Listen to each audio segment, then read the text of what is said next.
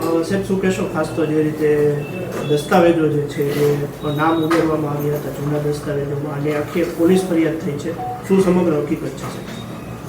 1972 પહેલાંના હસ્તલેખિત દસ્તાવેજો હતા.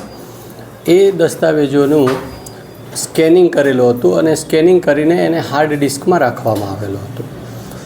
હવે એ જે જૂના દસ્તાવેજો હતા એ જૂના દસ્તાવેજો જર્જરિત પાના છે, એટલે કોઈક વખત એને જોવા માટે આ સોફ્ટ કોપીનો ઉપયોગ કરતા હતા. પણ એ જે સોફ્ટ કોપી હતી એ 2014-15માં સ્કેનિંગ થયેલી હતી. હમણાં મોડિફિકેશન એમાં નજરે પડ્યું 23-24માં, અને કલેક્ટર સાહેબ અને મામલતદાર સાહેબ તરફથી એક દસ્તાવેજ આવ્યો કે એની અંદર અને આ જે સ્કેનિંગ કોપી હતી એના વિસંગતતા જણાવી. એટલે અમે વિગતવાર તપાસ કરી અને તપાસ કર્યા બાદ અમારે વડી કચેરીને જાણ કરી અને ખાતાના વડાના પરમિશન લઈ અને પોલીસ તપાસ માટે પોલીસ ફરિયાદ આપી છે. સર, ગેરરીતિ